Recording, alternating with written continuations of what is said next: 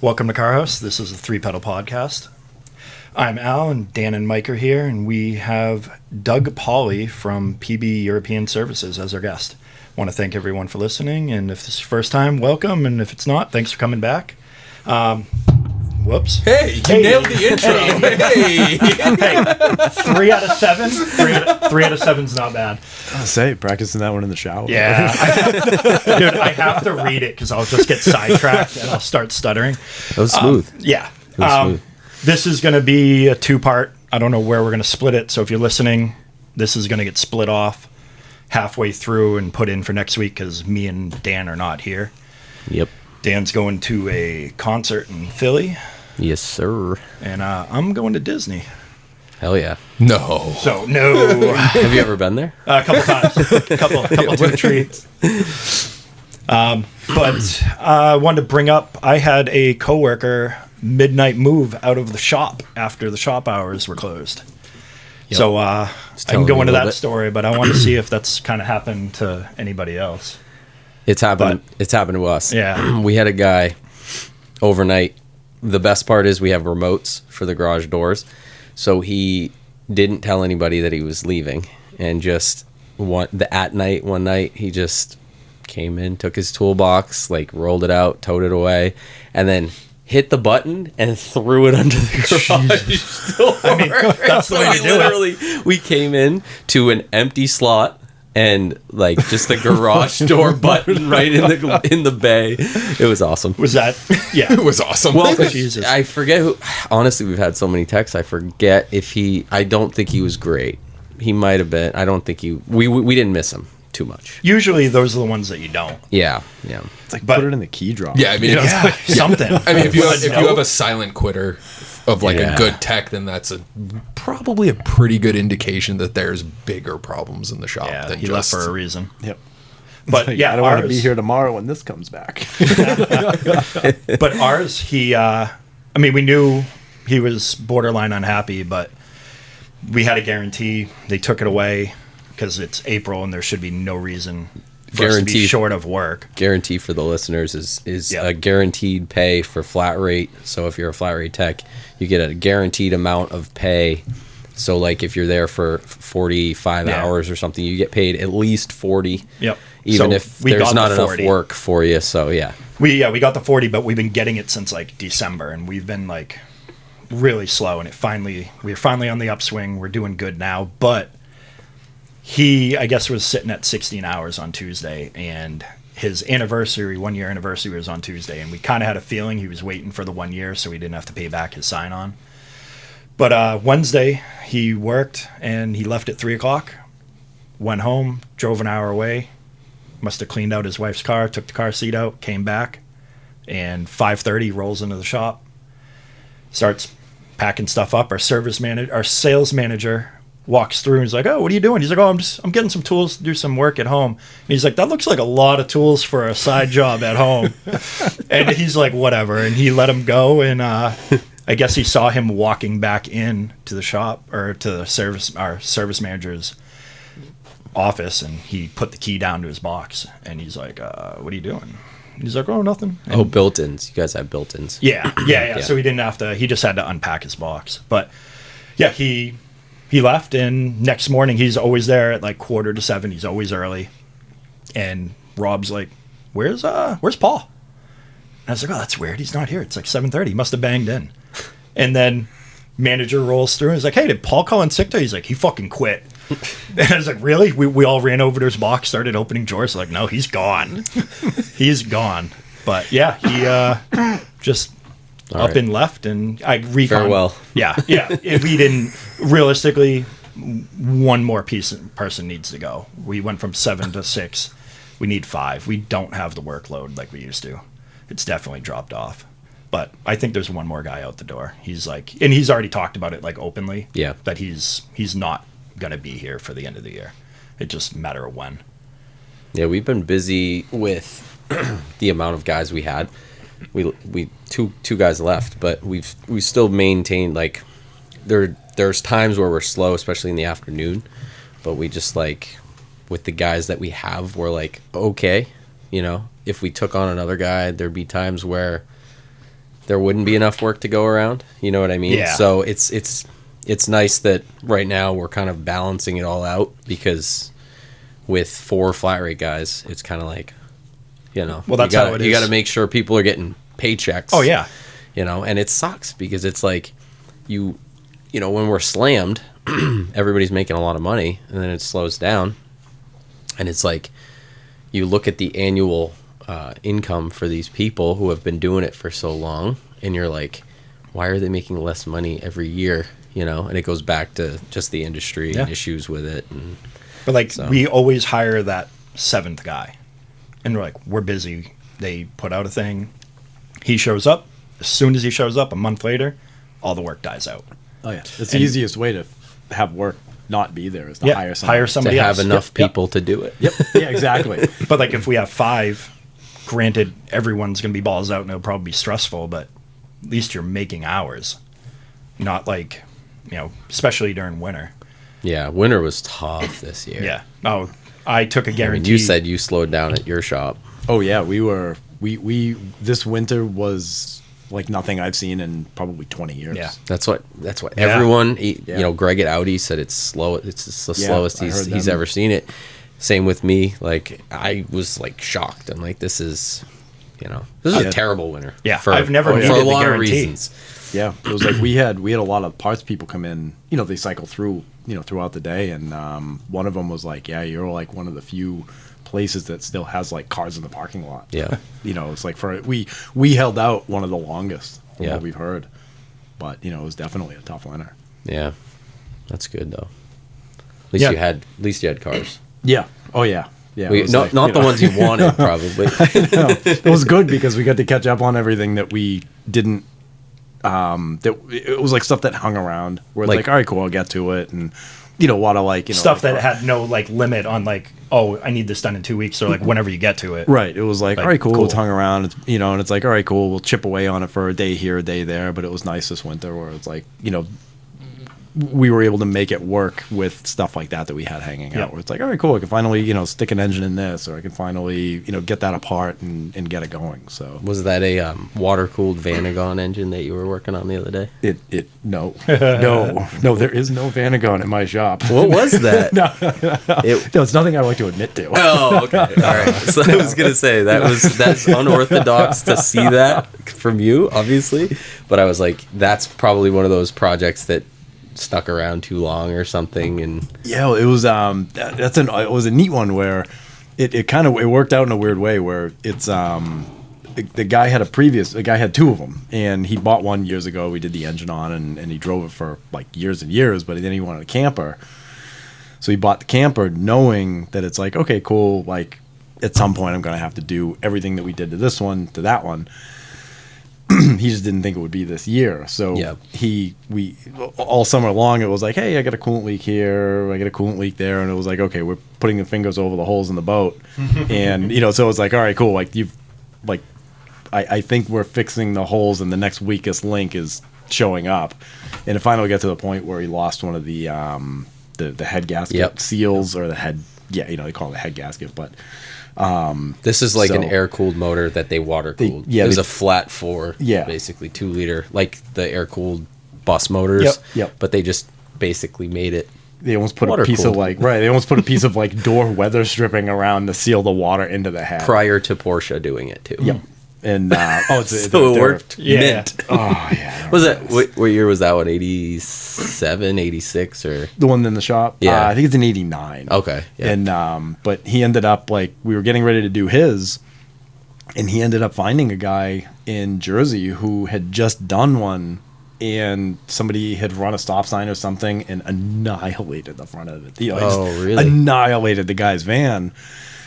And he had like 12 or 15 grand in parts. He had just put in like Wow. engine, injectors, like injection, everything from like Go Westy and all. Go West. And so he ended up like, the customer of mine ended up seeing it online and was like, all right, cool. Like, I'll just take it. And so we went down, picked it up, and now we're just, instead of having to do an engine, it was just like take one out, put one in, and Not too wire bad. the injections. Yeah, It's not they're bad. pretty. Yeah. So you have one Vanagon customer Yes. for anyone listening. Yes, So my- no one. He doesn't want a don't second bring one. them. My only Vanagon customer that I will ever have. Yeah. All right, I had another thing. Sure. So I traded the Mark 6 GTI. This is a Wait, fantastic, what? fantastic move. I thought you just put coilovers in it. I didn't pay for them. The tires either.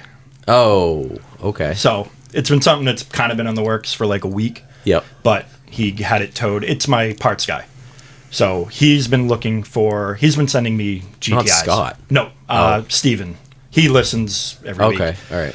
He wanted me to talk about it last week, but I was like, let's get the car to the shop first before Yep. we do it. So anyways, You know this car. Which one's that? Jordan's old Mark 6 GTI. You put Oh, the KO4 we did the in it. KO4. Is it Yep. red one? Red Yep. one. Yeah, Yeah. yeah, So yeah. Al ended So up buying I that bought car. it after. Oh, no years kidding. ago. Oh, cool. Yeah. it was in the market for a daily, and he was selling it. And I want to say you told me that years ago. Yeah. Yeah, Yep. yeah. That's a nice car. I like it. Yeah. I really do. I think we did a chain on that. Yeah, you did the Simon chain, you did the KO4. I did You like did the clutch, right? coilovers, clutch Yep. maybe. Yep. It was kind of between me and Doug. Yeah. Just Yeah. like Jordan would, I think, I don't know, we rolled the fenders and Yep. did some stuff. Yep, front fenders are rolled. Yep. But It- so so what did you trade for? so Dan's gonna be so sad. Oh, no, but I he's- I love every Yes. second of it. and Is it a Volvo? Pink Beetle. so there, I It's a- wanted to break it here, Yeah. just to get your reaction. A 1997 Okay. Toyota Celsior. Is that the So it's a Lexus LS400. It's an LS400. but Well, I'm not going to be sad. No, That's I know, cool. but like You can pick me up and drive me around because that's going to be sweet. it's on coilovers already. That's the big one. Yep. Yeah. 20-inch work wheels. Hell yeah. What do they call that? The what kind of style? VIP. Is it? VIP. Yeah, That's yeah. what it is. VIP. Yeah. Yeah. It's They're not, literally it's just straight coilovers. They're It's not great. like They're great for like picking up like 4 people and just Yeah. cruising around. That's I Like, is had that- one in 04. I had an LS400 and I loved it, but payment was $400 and something. Can you pull one up? Let me Yeah, see yeah. what a 97 Yeah. looks like because I was talking to a kid at the Cars and Coffee in Concord, and he had one, and I was like, I loved his. His was like a great, and I want to say, I bet you it looks just like it. Yep. Yeah, those are sweet, dude. Yeah, fucking baller hauler. You know? Yeah. Yeah. So he 20s? it has 20s Oh, on yeah. it, coilovers. It's got TVs in the visors. Like That's awesome. it's not. They didn't put the TVs in it. It's like a whole assembly that they like replaced. you don't even need to build the Mark II anymore. Just I'm like so excited for this thing. It's not like a fast car. Though. No, it's the Mark II will be, like, 290, 95 horsepower V8. Like Yeah. no, but it's just like if you're yeah. gonna buy a D2 or a D3 A8. Yeah. You don't care Oh, how yeah. fast it is. Oh You're my just- God, no. I just watched a video on YouTube recently that said that this was among the top 5 most reliable Oh yeah. yes, engines, and I think the 1.9 TDI was in there too. literally. I don't know if I'm gonna tackle it myself, but I might find somebody that works at Toyota. Does Newcomb? Brian, Yeah. I don't know if he still does. Honestly, But I might send a message and see if it's something he's done, but I doubt he's done belts on these things. They're old enough where I don't think they probably just. super easy. Oh, that's why I did a head gasket, a whole head gasket on a 2010 Corolla for my dad. If I can do that, I'm pretty sure I can do that. Yeah, it's probably like just like doing an Yeah. old Audi V8. Yeah, Like, it shouldn't be. I'm gonna look up videos. It's nothing I'm gonna get at right away, but I plan on keeping the car. I don't plan on. that's cool. Yeah. You had, what was it? You had an LS400. Yeah, I had an but it was LS400. like a newer. No, it was 1 year newer than this. Really, Yeah. it looked way newer. Yeah, it was a 98. That silver one. No. Oh, that one. That was a 10. It was That's an what I LS thought. 460. Oh, okay, Yeah. that one looked very dentisty. Yes. like a dentist would drive it. Yeah, there's a few of these kicking around here. This one old looks dudes. like a drug dealer drive. Yeah. much better. Looks like it needs an LS swap. But yeah, he was sending me Mark 6s, 7s for dailies, and we had like talked about it, but one day I was just like, "Hey, were you serious? Like, do you actually want to trade?" He's like, "Yeah." I was like, cool, just let me run it by Laura, make sure she doesn't give a shit. If she doesn't, then I'm in. So he knew it had the blown coilovers, and I had the 19s in the basement with no tires on it. So he ordered 4 tires, and he's like, What'd you get for tires? 225. I did get the 225s. That's a weird size. If I was going to do it again, though, I'd get 215s, but he wanted some meats. 225, 35, 19? 19. No, that's no. Yep. Yeah. It's just kind of like I'm used to like the 225, 40 Yeah. or 220. But they're 19. So. 235, 35, 19. Yeah. Yeah. But these were 225. Yeah. Yeah. I would have done 215s. Yeah. It's weird. But The so- 215 35s. That's what I've had way too many sets of those. Well, that's and what we they had on are the pink BLQs. Nothing. Well, because the thing has a KO4 and it's front wheel drive. Yeah. So you just hammer it and it just spins Yes, the whole time. every time. So we were like, well, we can try to get a 225, which is why we rolled the. And he got like Yokohama's, I think, was on there. The Firehawks? Oh, were they Indy Fire? They might have been Firehawks. Well, what were the. It was the BLQs that were on Yeah, it, right? yeah. Where they must be the 35 offset then? Yes. Yeah. Yeah, we had to roll them to get the Yeah, 225s. that's why. If they in were the 45s, you could probably actually shove the 235 on there if they were It was those. close. Wasn't it close with the coilover Yeah, yeah. setup? So with the new coilovers, I raised it up probably half an inch. Yep. It still looks good. Good. And it won't rub. Nice. But every time I went over a bump, you could hear it. You know, if I went around a corner, you could hear that. What was rubbing. on that? Like STs? Old FKs. Oh, FKs. When I pulled them out, I was like, "Oh shit, these were like nice." But they've been in the car for who knows how long. Long time. Just go I've right had- back to the day. It's like 97. Do you remember Super? Y-Tex or something. Was it Super Sport Cup kits and stuff? Do Oh, you guys yeah. remember those? Yeah, I remember like for Mark IIIs and shit. It was like the Super Sport Cup kit. Okay. Yeah, I don't know. Super Sport or Super Sprint? Super Sprint. was Super- the, I think- Super was Sprint that- was the that's- exhaust. that was the exhaust. Yeah, right. people pay like Yeah, a lot for yeah, those. stupid Well, money. it's like Italian. I think. Yeah, well, before the old days of slam it on FKs. Yeah, FKs was good though. Yeah, Yep. but even it was when the Mark V's first came out. Like even H&R, they had like, you could get your sports springs, you could get your super sports springs, yeah, the you could race get- spring, yeah, yeah. the race springs. Oh, yeah. like they Yeah. had like literally like 7 different sets of the same springs that like maybe had a quarter of a height difference between each of them. New Speed was like that too, right?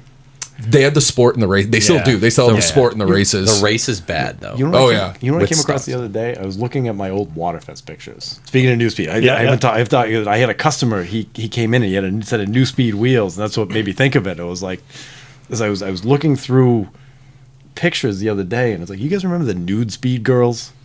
Vaguely. It was like. It was like, I remember I was like looking through pictures, like, what the hell is this shit? And it was like, oh man, like I haven't thought about them. Was this pre Like- Jersey?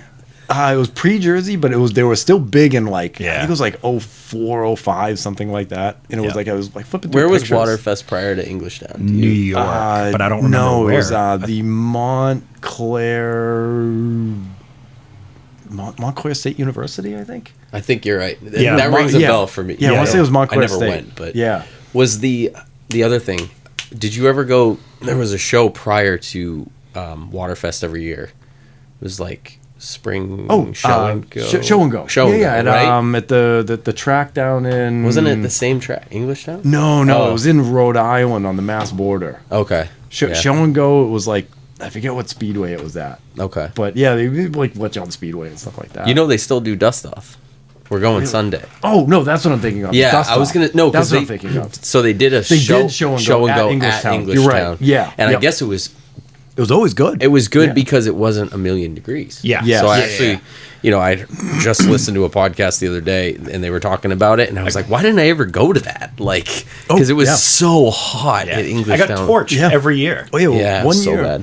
One year I went to Waterfest, and 'cause it rains all the fucking time. Every year it rained, and we had our umbrellas out, and then it was like, all right, cool. So we'll pour it and everything else, and everybody, it's like I bring an umbrella everywhere. I still do, and one of those. And so I got one in the B6 Passat door. I do. Did you see that? I Have did- you seen oh, those? yeah, in the back, on the side, In the side, the they have door it- panel. They have Yeah, the they have little. yeah.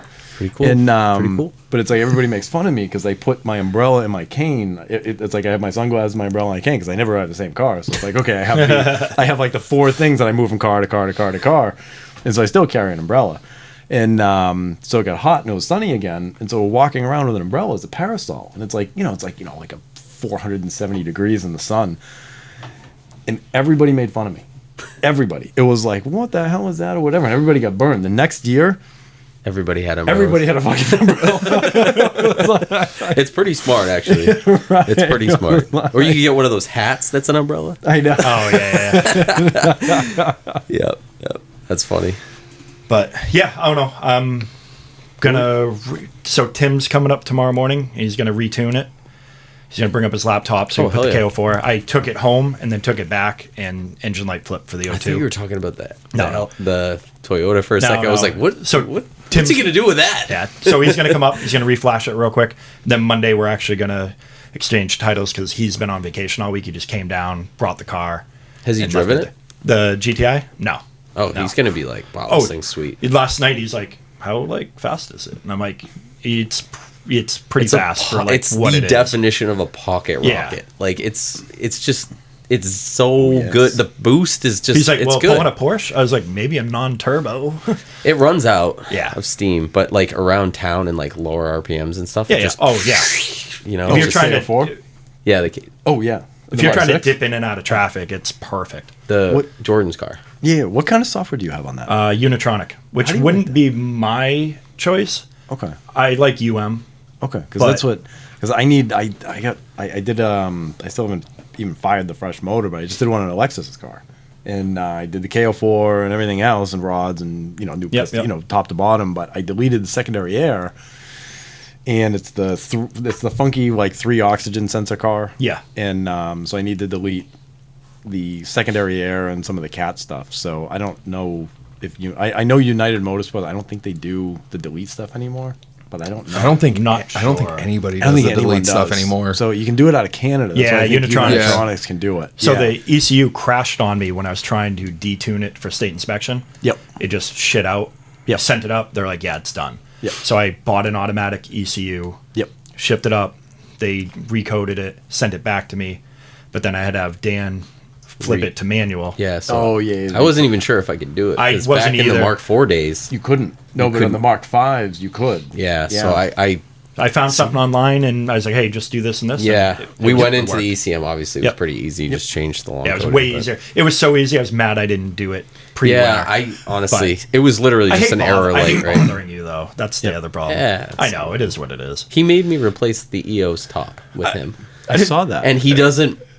He's what the hell did he ever do to you? exactly. He's like, I don't want to bug you to program this software in my ECM, but can you help me replace the entire top on this EOS? But it was a good time. We, it was some. We had to use our brains. That's for Yeah, sure. it was definitely a night. I Because still it was say a burn it used, down. it was a used top and it had a wiring issue in it. So then we swapped it in. We fixed the wiring issue, and then we were like, okay. You guys should have let me know. I would have come by with a gas and a match. That's it. Dude, I was like, I still say burn it down. Hey, but you know what though? That car is pretty fucking sweet. Yeah, I see it, Honestly. yeah. Oh, yeah. And He's he's had got that he's forever.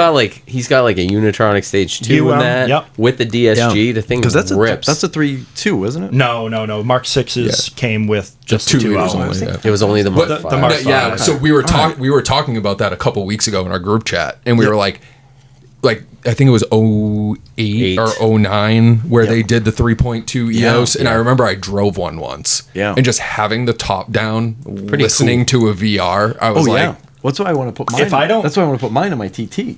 Yeah. Is because it's like cool. You put the top down and Oh, it's the like 3.2. Yeah. yeah. Hey, So if it's I like- don't get that thing working, I'm looking for a white 3.2 Mark 5. I'll put the front end on it, the red interior, the wheels, the coil, the Yeah, it has air. red interior too. Yeah. Oh no shit. Factory. And it has low mileage. We Yep, we just 60K. gotta fix it. Yeah, I mean, it just- what's I wrong have with the pump. we got a used top, right? Yep. And all the hydraulic lines to the pump are all like, they were all corroded. They and stuff look like like that. they've been sitting in yeah, water. So Yep. we got the wiring issue fixed, but the top goes up, and it's like I've checked all the measured value blocks and everything, and it looks like everything's good. I think the top is like the pump is weak, so we're gonna swap his old pump, Yep. and hopefully, but it sucks. You have to basically swap all the hydraulic Yeah. lines. To Probably the- have to do one line Oh, at yeah. a time. Yeah, the level looked good in the Yeah. fluid. What do they call that? The little eyeglass or reservoir. whatever. Yeah. So we'll see. I'm hoping. Yeah, we'll you know. get to it. I'm gonna take it the dust off on Sunday. Or we could just weld the roof at this point and make it a hard top because it drives great. Oh, what happened with the tires? So, all right. Debeated from sitting? I pulled it out of the garage, whatever, a couple days ago. I backed it out, and the right front tire was dead flat. And I backed it out, it debeated. So I put air in it. It blew up.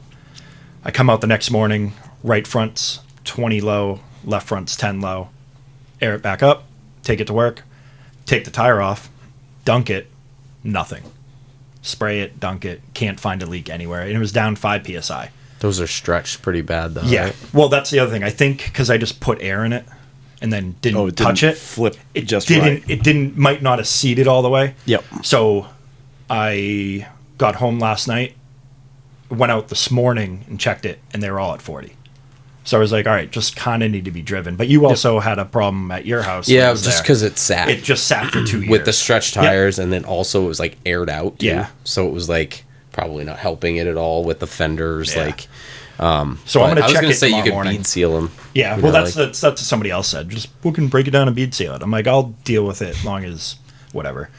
But I'm going to check it tomorrow morning, see if it lost any. Yeah. But yeah, tomorrow morning I'm going to work with it. I'm going to deal with the car with Tim, and then I'm going to head over to Quirk.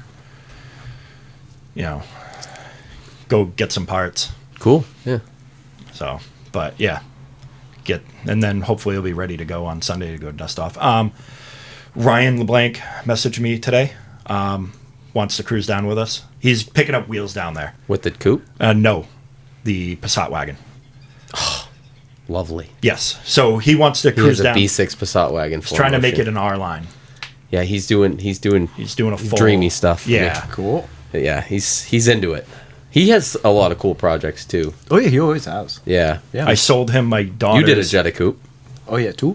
Yeah. Well, we'll get into that. Yeah, we're gonna Yeah. dig deep into that But one. I sold him my daughter's Mark V 2.5, and he bought a Ute conversion for it. Oh, That- from the guy down in Mass. There. Yep. And then he bought a junked Mark V R32 Yep. and just Swap it swapping in. it all in. Cool. It's crazy. Yeah, that's cool. But yeah, so he wants to go down. Yeah, So I told so him I'd find out from you what time There's a we're leaving. slow cruise from Milford. Okay. But That'll be it's, perfect. it's a for lot him. of air cool guys. Yeah, whatever. So like, do you want to do 65 on the highway, or we could Yeah, I just don't- do our own thing? I don't give a shit. Because the Golf R is like. Yeah. I mean the EOS. I can. The last time we remember, it was like 4 years ago when you cruised down with us. It was last year when well, we went. my took clutch the- line blew out. I took the Touareg. Yeah. You took your GTI. Yep. What were you doing? 80, 85? Oh yeah, I was probably cruising. But there was a year, wasn't there a year where we had the Mark IV, Kim's Mark IV GLI, and you had maybe the GTI, or must have been. I don't know what I would have been driving 4 years ago. I feel like we were doing like 90 the whole way Maybe. because it's night, you know. Yeah, I don't remember what I had 4 years was it? ago. Is I don't it- even think I had something to bring down there. It's 93 to 495 south to Take the pike it's- through yeah. Worcester. Yep. Then you instead of hopping on the pike, you just stay on 290. Wait, isn't it in what It's Thompson It's Thompson. Speedway. Yeah, so you would go 93 to 495 to 290, back on a 90 to 84. Yep. Oh no, yeah, you're right. You're right. Unless I mean, I No, don't- I'm pretty sure that's that's it. exactly how Yeah. it went. But I Yeah. always forget after. But you don't hop on 84. 495. You don't hop on 84. You stay straight instead of getting off 84. I think. Oh, so you stay on the pike? Yeah. Oh, and then it's just back roads like down Yeah, and into. then you I get wonder how Market. the real estate is around there, Thompson Speedway. It's kind of a weird area. Yeah. Nice like neighborhoods and stuff, but I'm wondering if the it's a little cheaper buying a house on that road with the track. I wonder if you can get cheap houses next to racetracks and then complain and then shut down the racetrack. Well, that's what people do with airports. It's Do like, they? yeah, they move in and then they're mad because they're airplanes. That's what happened to Englishtown. I know. Like they were like, Oh, it oh, did? fucking all these rich people moved in, and they were Yeah. like, oh, it's a That's the fucking same thing. racetrack Fucking here. racetrack. Yeah. They tried that in Nashville years With the ago. Nashville Airport. Yeah, it was like, it's like, well, you built a house at the end of the runway. Yeah. fuck You you found guys- you Right. found cheap land Right. to build a house, Right. and now you're pissed. Right. Dude, it's like that's- if you don't open your mouth, nobody will ever know how dumb you are. Yeah. Dude, but if you have enough money I know. and influence, It's like- politics, you Right. can push. Yeah, that sucks. Yeah. It is what But it is. whatever. But yeah. Mike, I don't what's know. new with you? You sold your house. We did. Hell yeah. We did. So now The hunt. the hunt is on. Hell yeah. Crunch is on. Are you nervous? Not really. Buyers are really cool, flexible. So they're basically giving us like 5 weeks to get under contract on something. Which the way this weekend has started off so far with looking. Are they selling a house? No. So they have a house that they're keeping. Oh, they're buying a second house. Yeah, so they're using their current house that they have as a rental property. Oh, cool. Nice. And then moving into this is like their primary residence. So it's nice. So it's not like they already sold their house and they're like, "Oh shit, you know, we have to close in 30 days, like you don't have a choice." And then that would have, obviously helps. we probably wouldn't have gone with that offer if that was the case. But conveniently it was the highest offer and the most flexible of all of them. So That never happens. Yeah, no, I'm not complaining about that. So we'll see. They did their home inspection today and seemed like everything went smooth. I mean, I wasn't worried about anything. I mean, you could pick off like 2 little things that like I would have probably noticed, but it's probably just because we live there and we notice you see like it every day. It's just like cosmetic stuff, nothing serious like obviously like bones or electrical or mechanical. I don't know if that's the term to use, but yeah. So that was good. I mean, we kind of knew it when we listed last week, and we were like, our house is going to be gone, and we ended up having 4 offers. That's awesome, dude. So it is a nice neighborhood. I mean, in a nice. No, I mean, whoever we say it all the time. Like it's not that we don't like our house. It's just, we want land. We want to be a little bit more spread out from people. And we were like, if we could literally lift up our house in our yard, plop it on like 2 acres in the middle of nowhere, that would be fantastic. Yeah. But no, I doubt they would ever listen to this podcast. But if they are, you are buying a damn good house. Yeah, I like that house. That we put a lot of freaking money into, and it is good neighborhood, ready to go. Got it right to where you want it. Yeah, we got it right to where. We knew it. It was just an investment. I mean, we bought it cheap off market during COVID. So we got it like 60, 70 grand less than comps were selling in the area. And then we basically just took that 60, 70 grand and dumped it right back into the house between the kitchen, the playroom, the extra bathroom, the mini splits, all that stuff. So give the new owner the same advice the old owners gave you. Don't dig into one area in the backyard. Yeah, so that one area in the corner, just don't. The grass don't grow right there, but don't worry about it. But like fortunately what helped us is the previous owners left us like literally a binder of receipts that showed like the metal roof being done in like 2015. Dude, same with my house, and I actually took up the warranty on that. Yeah. They came out, no problem. And I was like, it's like where the pipe meets the steel roof. Yeah. They were like, yeah, we can do that. And I was like, all right, do I owe you any money? And they were like, no, it's okay. I was like, okay. Yeah, we didn't even have to. We called the company because like the roof has a quote unquote lifetime. So it's like a 50-year warranty. Yep. And they were like, do we need to transfer? They're like, no, just go. It follows the address. Yeah. So like anybody can just call us whenever. And then on top of that, the friggin' heating system that they put in our house, that's for like a 7,000 square foot house that they put in a 2,000 square foot house. That's awesome. You looking at any other houses this weekend? Yeah, we got 2 more, possibly 3 more tomorrow. We'll see. The one we saw tonight, I mean, I already told you guys, but we're pretty much going to go all in, I think, on that one. How far is it from my house? Yes, Dan. It is 5 minutes from your house. Minutes from my house? It is 5 minutes from your house. You can come over and play. I will truly be Logan's uncle at that point. But the other 2 we're looking at tomorrow are also in Candia. That'd be awesome too. So we can go to town board meetings and like bring pitchforks. It's really fun. Me and Tim do it all my the time. turn to bring the torches. Like, to be honest with you, like I feel like getting involved in small town politics like that would be friggin' hilarious. Especially in a town like Candia, because it's like it's small, but like now people are trying to. Like, well, it's like they're trying to bring in that. Yeah. You know, Well, we get that and hooks it, and it's Yeah. like sometimes you go to the board meeting. It's like, thank God I'm not on the board because I'd have a hard time standing up and asking somebody like, "Are you fucking stupid?" Well, because we were talking about it, because it's like so like wrong with you? I grew up in Auburn for the most part. Grew up in Manchester too, but primarily like core years Auburn, and it's like I mean. They're building just neighborhoods everywhere and just McMansions everywhere. Yeah. And so you're taking these small towns that used to have, like even when we moved to Auburn 2013, 2012, whenever the hell it was, Auburn was still only like 2,800 people. Wow. I didn't realize it was so small. Now it's shit. I want to say, I think the last time I looked, I think it was like, nobody quote me on this. I think it's like 8,000 or 9,000 now or something like that. But it's like, yeah, it's like you take those small towns like Auburn, Candia. I think Chester has always been a kind of a little bit of a snooty type area. But, you know, those were just like your kind of hick towns in New Hampshire that are now all flooded with McMansion neighborhoods and people from Massachusetts. Sorry, people from Massachusetts, y'all suck. Well, years ago it was like you can't get there from here. No, it's literally so far out. And it was like, you know, like I remember, well, I don't remember because I wasn't alive, but like my parents moved up to New Hampshire in '86, and that was like completely taboo at the time. People are like, what do you mean you're moving to New Hampshire? Like, that's insane. Yeah, it's like, you know, it's all like farms and cows. Yeah, but it's the same as it is now. I mean, you know, you can look in Massachusetts and areas. I mean, especially if you go down as you get closer to Boston, like if you get to like the Andovers and the Burlingtons of the world. I mean, your house up here, that's going to be, you know, you plop our house that just sold for $525 down in that area, you'd be paying $800-900. Yeah, at least. Yeah.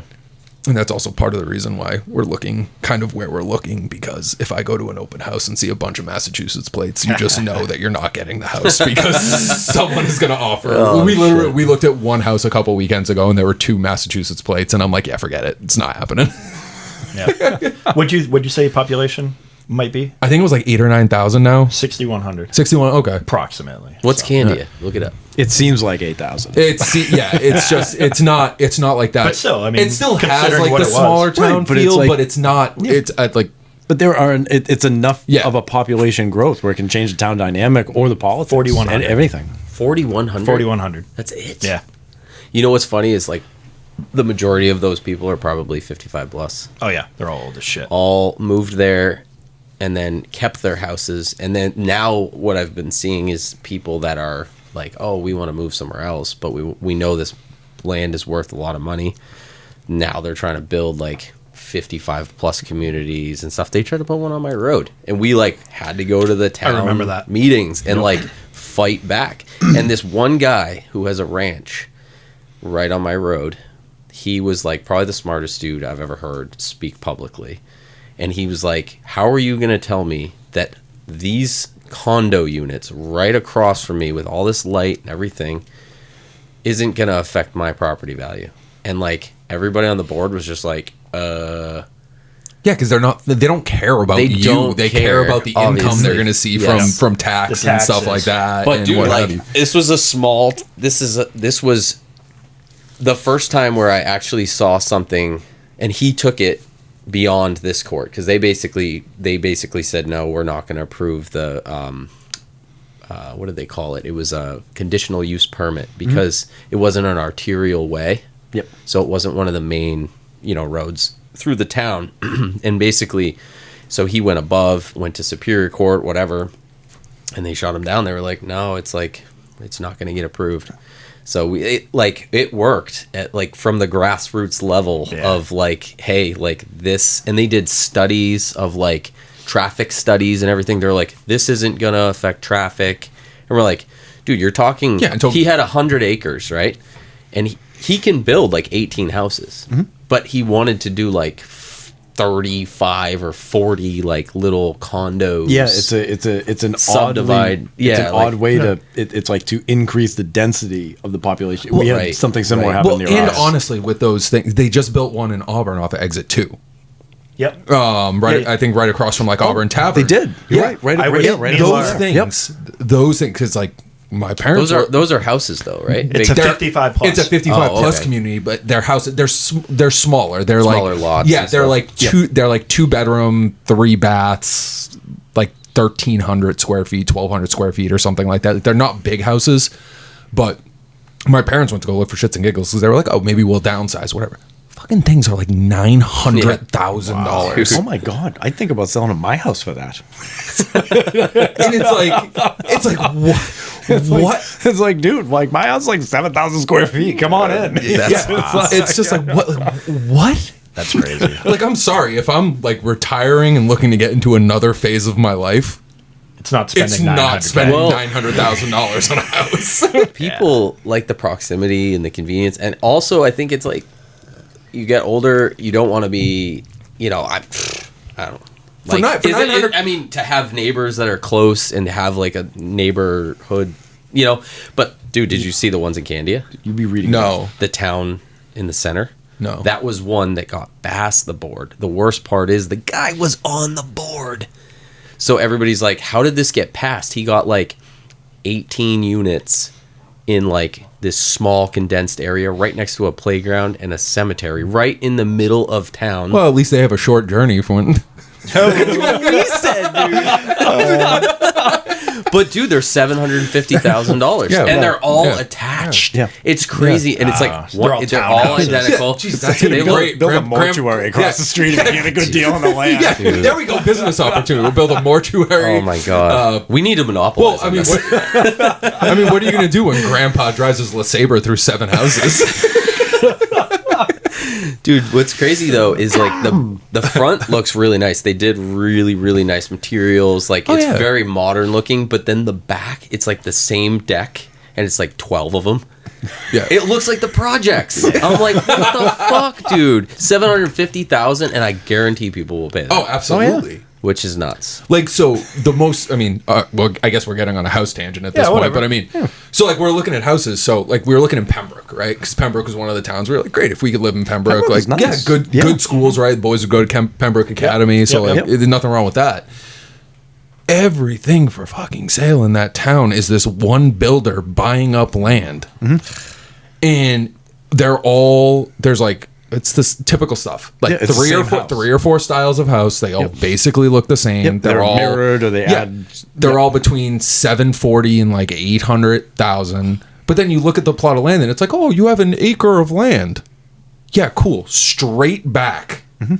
So every house is literally 40 feet away from each other, but you have an acre of land straight back. Yeah. That's And I can guarantee you it's all fucking wetlands too. Yeah. So you can't even use it. It's all wetlands or it's all trees that you got to cut down. That was the house we looked at in Northwood. We went to go look at new construction in Northwood, and it was 600. It started at like 600,000. So we were like, okay, cool. Like obviously there's going to be add-ons and stuff like that and whatever, but it was on 5 acres of land. So we were like, this is perfect. Go and look at it. The builder was like, yeah, we already poured the foundation, so like go check out the lot, whatever. 5 acres of land.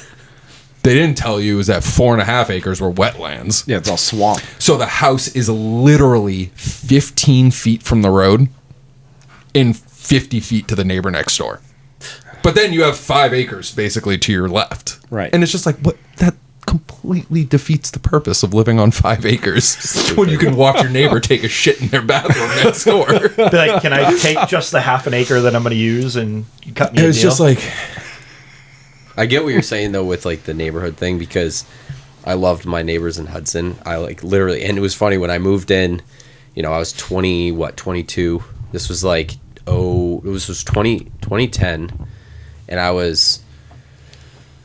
bought it with my ex-girlfriend, which ended disastrous. It was terrible. Fucking bitch. 2 years in, we were like, see ya. She took off. It worked out really well for me because eventually I managed to pay the mortgage, which at the time was, I want to say it was like $2,600 plus like everything else because I had PMI and all that shit. The house was only $215K when I bought it.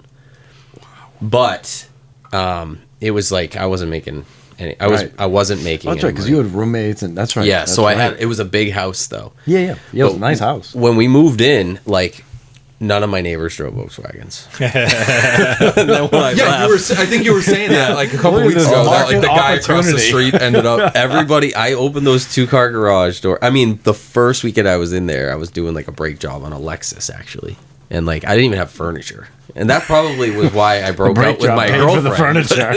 Dude, my first, But she didn't get it. my first apartment, I didn't have furniture. Laura moved in. I had 2 GTI car seats in the living room. Dude, I my didn't have shit. my carpet in the living room was a big jetted trunk mat. Yeah.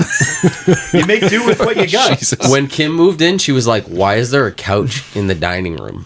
And I was like, "Is that like not something you should do?" Is that a dining room? Sorry, Alexis came to visit for the first time when we met. She's like, why is there like, what is this? And it's like, oh, she walked in the house and she's like, what the? It's like, no. It's just, it's the engine block. How it is. It's the S52 engine block for my BMW. She's like, well, what's in the other one? It's like, oh, that's the other one. Have you seen that? I saw something on the internet. Sometimes the internet's gold, but it was like, who says men can't decorate? I think you might have shared it. I shared it. It was like an engine block, a fucking BBS wheel.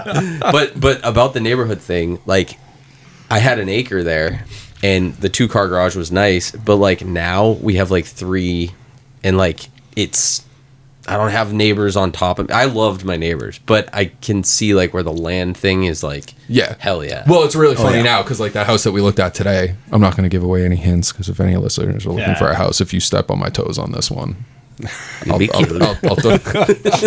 throw hands. I kill you.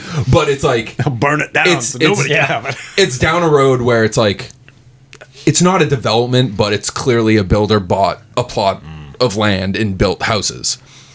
So it's like, this house is on, I think it was like 1.7 or something like that. good. But to the left side of you, if you're on the road, you'll know it's a big farm with a big gazebo Oh shit. on it. And all the land next to the house, I mean, you have trees dividing it, but it's all just open land that farmhouse owns. That's awesome. And it's not a working farm, so you don't have to worry about it smelling like shit all the time or anything like that. It's literally just an open field Kids are going to be of running grass around and everything like that. And yeah, you have a neighbor on the side of you, but there's trees in between. So once the trees fell in, you're not going to see it anyway. But even at that, they're probably a half an acre or 3/4 of an acre away still at that point. So it's like, that's the type of Hell yeah. living I want. Not quite like the house in Ware that we looked at. Yeah. Because that was like up on a hill. Right. So like you were looking at the house across the street. If you could see it through the trees, you're looking at the roof of the house. And then the house, your next door neighbor, was up diagonal, higher up on the hill So they're than your looking house. down at you? Yeah, so they're like looking down at you. So that was nice. But yeah, we'll see.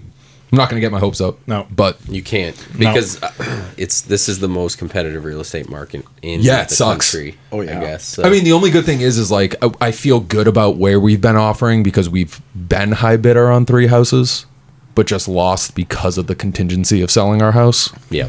So like I feel good about where we've been at. So like I think our intuition when it comes to the offers has been good. But we'll see. Yeah. We'll see. I think I'm hoping what we're gonna throw out on this one is gonna lock it up. Yeah. Nice garage too. That's really Nice good. garage. That's good. It's pretty cool. That's pretty cool. Pretty sweet. Pretty sweet. Pretty cool. So yeah, we'll I was gonna we'll get say- into Doug and Doug Pauly. we'll probably get a couple stories and then we'll cut it and restart. Yeah. We have to. Yep. Do that. We want to do 2 episodes. Yeah. With Yeah, that works. So, you. You know, just We figured this would be a good one because we could just probably talk to you for hours. Anyways. Oh, yeah. So, So it's a lot. we have a lot in common. Yeah. And a lot of history with you. Yeah. So. Yep. Let's start off how you got into the industry. honestly, my dad, I used to work with my dad when I was little. So it's it's like I have we get a bunch of kids, but I have a 5-year-old that I think is probably a mini me. And it's like, and that's how I was. I grew up in it. And so it was like by the time I was into it, it's like they were still, it's like we were swapping Mark IIs in high school, like when they were still like building Mark IIs. Yeah. So it was like, the Mark II, the Mark IIIs. And Was your dad a mechanic or? no, he wasn't. I actually got my start in British. And I used to do MG, Triumph, Austin, Healey, and Jag. And so I used to do a lot of early British and a lot of like XK, like the XK like 120, 140, 150, all the way through like E-type and all the way to what was, I hate to say modern then, but Yeah. it was, Yeah. But at the time, it was. at the time it was Yep. like the cutting edge 92 Jag. And Did you like those cars? I did. And the only reason why I did is because I really hadn't found like anything German yet. And then once I realized that, like, oh, cool, like I like this stuff. Like, why have I been punching myself in the dick for like decades? Oh my god.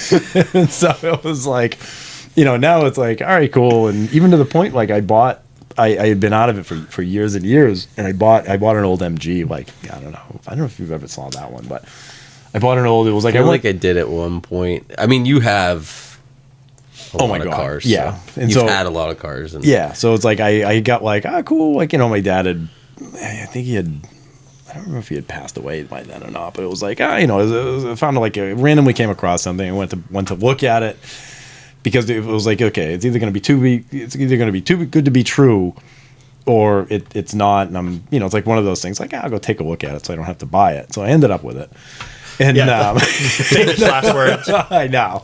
And then I realized I put it all together, and it was a low mileage Survivor, so it was like, you get it all rounded out and all that. And I drove it, and then I was realized like, what the fuck didn't I just buy a TT? Well, I ended up with our TT anyway, and so I sold the other one because I was like, there's a reason, and now I remember. And but yeah, no, I did early British all the way up, and then in high school it was I had another friend of mine that I didn't know it at the time, but he always drove something hot, and it was always like a Mark, like a real like a Mark 1 like GTI or a Mark 2 GTI. Without going into any names, because I think you guys know him. Come to find out, most of the stuff was stolen. Oh shit! So it was like, hey, so he'd change it up like once in a while. The 90s were fucking wild. Oh, it was. You couldn't own one of those around here and have something not get stolen off it. Because the Mark II was like a screwdriver, and you pop the door open, and that was it. It was easy. 10 mil, a Phillips, and a 13. You can take every panel. Right. It was, and if you got, and if you got post really a YouTube fancy, video later about that. And it was like and I say this without any admission of anything, but if you carried, because everything was CE2, and it was a lot like the I think the Acura was the same way. I wouldn't know. I have a feeling I know where he's going. Right. It's like if you knew, you could reach up under the dash and just plug another ignition in. You go to the junkyard. That's what Greg said too. So you take the steering column part, you take the plug out. And you hit the key. You don't even have to. It was like you just reach up under the dash. Like you slide the lock over, unplug it, plug your new one in. It would be damned if it didn't run. Yeah. You just have to break the steering column. You break the steering column. That was it. Done. Wow. Like, somebody else knows this. Right. And you may or may not have been off with something in like 5 minutes. And it was like. Was the guy from high school Al? No. Wasn't me. No, like he said, without naming names, we used to call our friend the Midnight Man. Mm-hmm. Oh, you guys know this guy? No. Different Midnight Man. Like I said, there was a lot of shit that went missing. Yeah. And it was just, it was the Wild West. Where it was like, and then everybody had one. And it was like, how the hell are you affording that? And it was a combination of like, okay, things were stolen. Yep. Or things were bought with people who were into like street level pharmaceutical sales. Oh man.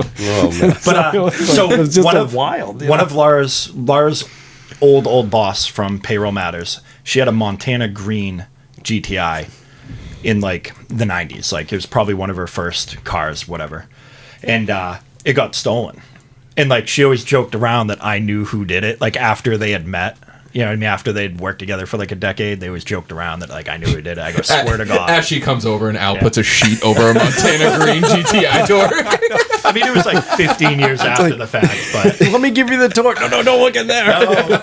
He's like, I don't know who it was, but I could probably give you a list of names. Yeah. I could give you probably 5 names. Yeah. It's probably one of them. Let's just say I might know where to look. Yeah. So did you what was your career trajectory, in high school? Where I knew you were into cars, but like, did you take shop? Did you do all that? Yeah. I actually, I had a really great shop teacher that he was there for decades, and it was in Merrimack. His name, if anybody went to high school in Merrimack in like the 80s or 90s or even the 2000s, it was a guy by the name of John Vandekar, and he's a great guy.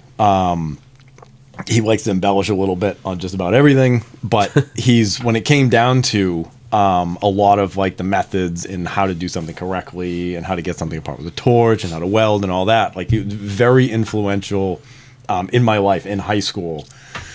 And so he actually was one of the ones that introduced me to Volvo. So I used to do a lot of Volvo, like when the 240s were popular and still being made. Yeah, exactly. Yep. And they were phenomenal. It's like, I still say, that was the absolute peak of automotive, was a 240.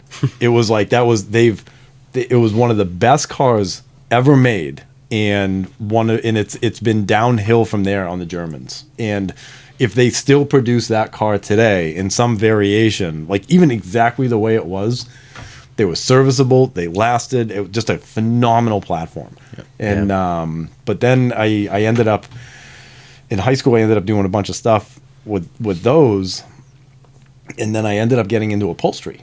And it was work for a couple of guys in Manchester that I shop for a bunch of years. And then I actually gave it all up and went to, I have an engineering degree. So I went to school for engineering. And then I worked a little bit through high school, or not through high school, but through college, doing some upholstery work, doing some freelance stuff. And, just kind of like being, it's like you don't just stop picking up wrenches. Some people do. I know. And you did not. I didn't. The lucky ones. Yeah, I know. If I was smart, I would have just forgotten about it. Yeah. And but then I got out of, I graduated, and actually I didn't graduate. I had a job offer in my senior year, so I took the position. I figured like, cool, I'll get back to it. It took me 18 years later to finally wrap up my degree. Really? Yeah. So it's like it took me 18 years to finally get back to it, and but I decided to go into engineering because I was like, cool. Like, my parents were like, well, you can't do that for the rest of your life. And, you don't want to, you need something to fall back on and all that. So when I got out of engineering school, I got, I hit a, oh, sorry. Shit. I caught the second one. And so I ended up working in an office doing, like at the time, like computer design was, like AutoCAD and all that was, they were like really on the verge of like the 3D design, and all that. So it was neat stuff. It was really cool. But I worked in an office, and not your place. It was just like you're crawling up the walls, being like, what the hell? Like, how the hell are people? What year was this? Ish. Late 90s. Okay. And it was like you're crawling up the walls, and then you get into like the inner office politics of a mid-sized company and all that. And it was like, I remember like, I worked on a project where I was telling my boss at the time, I was like, you can't do this. Like this, what you want to do is not possible in what we do. It's like you could do it, but it's not even worth trying or quoting or whatever the job was. It was like, it's just, we're wasting our time. We could focus our efforts on other things that we do. We don't need to be getting into anything new like that, because for one job, it's not worth investing in the tooling or the equipment, training, anything. So let's just focus on this. So it came down to, in a meeting where he hadn't relayed that to anybody else, and he threw me under the bus in a meeting. And he's like, well, Doug's been working on it and everything else and all that. And it was like, have I? It's like, I didn't know I was working on it. No, I told you this and all that. He's like, well, no, whatever. And it was like, and I remember I stood up in the meeting and I was like,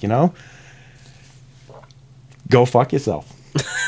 And I told him, I said, nice. I said, I'm going. And I remember I stood up in the meeting. It was with the owner of the company at the head of it was probably 20 people in the meeting. And I stood up and I was like, I looked at the owner of the company. I was like, you know what? This is where I'm at. This is what actually happened. And I told him, I said, he can go fuck himself. And I'm uninterested in working for a company like that is going to, or for someone that is going to throw somebody under the bus in the way he has, because he did not relay this information to you. And so the owner of the company looked and said, okay, I get that. And that was it. And then it was like, you know what? I did some freelance design after that. And I kind of just got right back into Volkswagen. And and that's when I began kind of heading towards opening Reflex and built my first coupe. Yep. And it was kind of from there. And I did get back into, I actually was into radio pharmaceuticals for, I don't know, 5-6 years, something like that. Because I had an odd specialty radiopharmaceuticals. Yeah, we made radioactive isotopes on using a cyclotron, which is it's like a particle. It's a type of particle accelerator, and you basically bombard a what's called a target. Fucking Ant-Man over here. I know, it's one of those. You kind of right, you kind of do it all, and but it was really neat. Where it's like, wow, it's like kind of neat. So you make different radioactive isotopes for different types of imaging for finding like cancers and stuff like that. So Neat. it's so it's kind of neat. And then from there, I moonlit to open Reflex, and I did. What year was that? What year did you open Reflex? I think I began Reflex probably like 2003, something like that. 2003, 2004. I think it was kind of like headed to like pick the name and kind of started doing like whatever. When you opened the shop. Sorry, Yeah, no, that's fine. Yeah. That's what I was going to ask. when you opened Reflex Tuning, Yep. it was you and Heather, your ex. It was actually, I opened it on the side when I was with a previous girlfriend, like just like more or less me, and she had plenty of support, but it was basically my company, and then I closed that Merrimack. in Merrimack. Yep. And actually I was working with when Ian Brandon, Yep. he had his DTM. shop in Milford at DTM. And so I worked with him a little bit. He actually gave me kind of some space to work on my own stuff. And In Milford? In Milford, yeah. Oh, no shit. Yeah. And he's another one. He's if you guys haven't had him on the show. We will. He's a great Yeah, guy. absolutely. I've always liked Ian. And but yeah, so I worked with him a little bit and out of his shop, not working on customer stuff, but like my own shit. And then I was doing a ton of side work when I had the opportunity to go into do BP design in Florida, which morphed into 1552. And then I moved on from that in 06 and moved back up here. And that's when I went for Reflex like full time with Heather, because we had been together Okay. for, like a year or so at that time.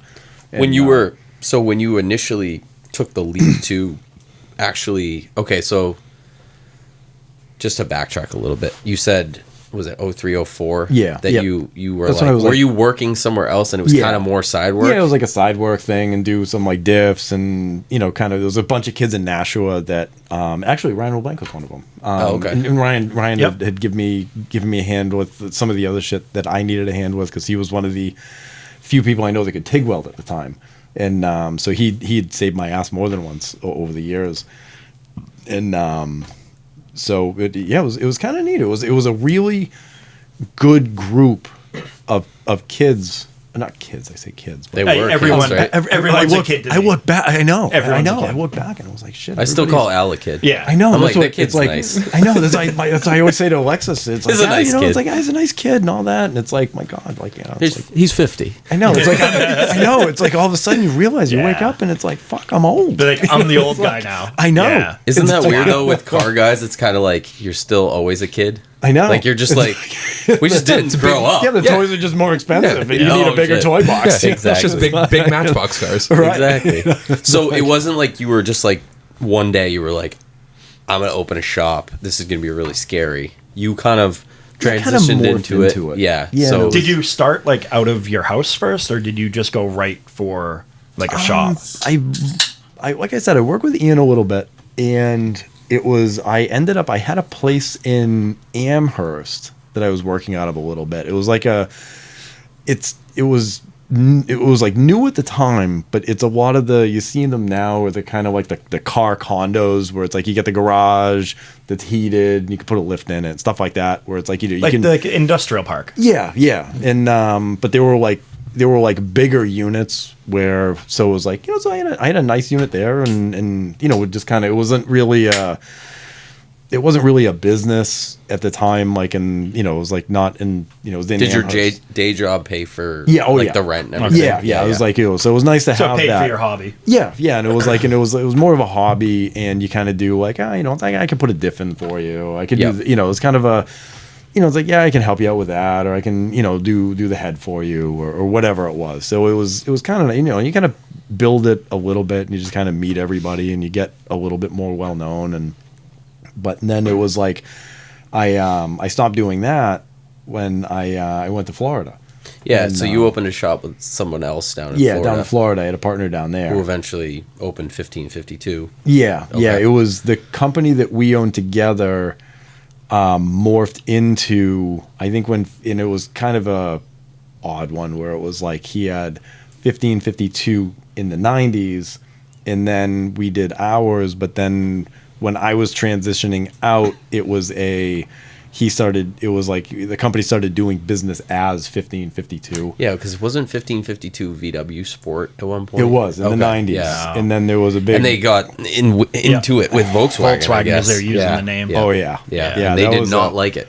Oh, no. No, But they don't. The VW Sport stuff was cool because Yeah. like I see the license plate brackets and stuff like Oh, that. yeah. If you had the hood flags and Yeah. stuff. Oh, yeah. It was kind of cool that they let that happen for a while, and then and then they were like, "Oh, absolutely!" I'm not. assuming once they started Yep. catching traction, they're like, "Yeah, Oh, you yeah. can't Yeah, do but- that." Yeah, it was... I thought the 1552 name, and I'm not sure how that relationship ended with whatever, but I thought the name was cool because Yeah. it was the scan tool. Yep. So that was, I always thought that I was just neat. found that out Yep. a few years ago. Yeah. Like Yeah. I forget who told me how, but yeah. Yep. Yeah, it was neat stuff. Yeah, the 1551 Yep. and then the 1552. And More But- your time than mine, but Yeah. you know, Yeah. I started in Volkswagen in 2010. I was like, what the hell is a I 1552? know, we were still using flash codes like when I started. Not Yeah, even. right. It was like you couldn't scan anything. But no, it was neat. And so it was it didn't work out the way, it's one of those things. It's like you never know unless you don't try. But it was I'm glad I tried, and I'm also glad it didn't work out. Yeah. So, and it worked out. Things were different when we got into.